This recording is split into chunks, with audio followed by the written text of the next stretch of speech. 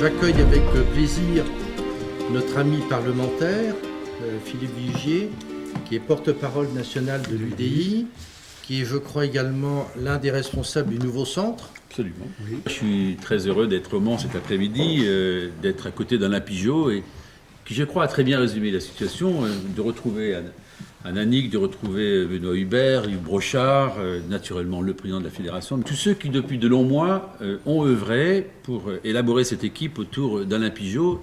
Et comme il vient de le dire, en fait, dans l'Ouest, si vous regardez bien la situation à l'heure actuelle, ces élections municipales, l'alternance devient possible au Mans. Il y a un vent nouveau qui est en train de souffler. La vraie liste, celle qui incarne cette alternance possible, c'est celle qui est conduite par Alain Pigeot avec tous les collègues qui sont autour de lui au Mans. Je sais qu'il y a, je l'ai lu et vous me l'avez confirmé, un manque de travail en commun avec le département. Et on ne peut pas, dans une ville comme Le Mans, subir une chute d'attractivité qui se traduit par ce chiffre du chômage qui est absolument édifiant pour des villes de cette même taille, alors qu'elle est très bien desservie. J'ai envie de dire à cette équipe que j'ai lu ce programme et ce qui me semble essentiel, c'est que ce programme correspond à mes yeux parfaitement aux trois attentes des Français. La première attente, c'est cette fameuse pause fiscale. Ici, il y a eu une augmentation extraordinaire des impôts depuis 2008, et j'ai lu d'ailleurs qu'habilement, vous aviez proposé quelque chose qui me paraît parfaitement intelligent, c'est quoi ? C'est des vraies mutualisations de services, notamment entre l'agglomération et la ville du Mans. C'est comme cela qu'on retrouve des marges de manœuvre. Donc vous voyez, à partir de ce premier pilier, qui est le pilier fiscal, la mutualisation des moyens, c'est à partir de là que vous serez fort pour le développement économique et les emplois. 2, être capable de marquer une identité mancelle particulière. J'ai vu notamment que vous aviez des pépinières d'entreprise, vous aviez un projet assez ambitieux. Vous êtes une fois de plus dans cette proximité de Paris qui est formidable.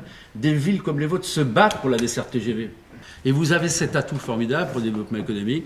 Ce sont les start-up, ce sont les pépinières, c'est l'accompagnement des demandeurs d'emploi, c'est l'amélioration de la relation entre les entreprises. Et j'ai vu d'ailleurs que vous aviez un projet ambitieux là-dessus, et naturellement les demandeurs d'emploi. Et ça, retenez ce message. Ce n'est pas le département, ce n'est pas la région qui mettra le plus de moyens. Quand vous regardez le développement économique, ce sont les agglomérations et les villes qui sont les premiers leviers. Et vous voyez, je vous disais, le maire a les moyens d'agir.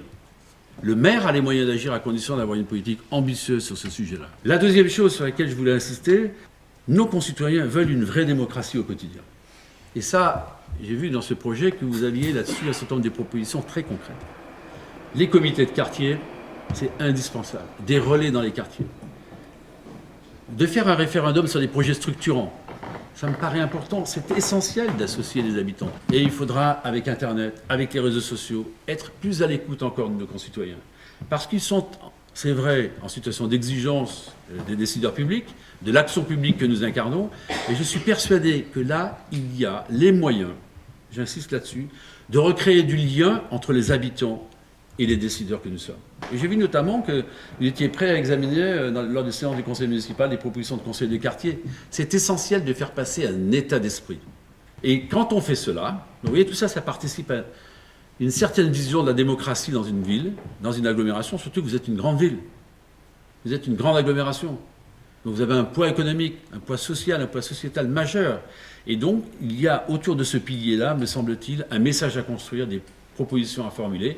Et j'ai vu que ces propositions et ces messages, on les retrouvait dans votre document, et vraiment, je peux vous dire bravo.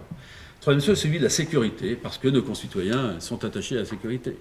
La sécurité des personnes et des biens, c'est aussi une exigence. Alors j'ai vu que vous aviez des projets autour de la police municipale. Il ne s'agit pas de faire du tout répressif, il s'agit simplement de mettre chacun dans une situation de responsabilité. Ici au Mans, l'attractivité, ce n'est pas uniquement le pôle économique, c'est aussi l'environnement, c'est aussi les équipements sportifs, c'est aussi les équipements culturels, une politique culturelle ambitieuse. J'ai vu que là-dessus, vous étiez porteur d'un certain nombre de projets essentiels, parce que la cohésion sociale ne se fait que dans ces conditions-là, où on est capable de relier les éléments du puzzle.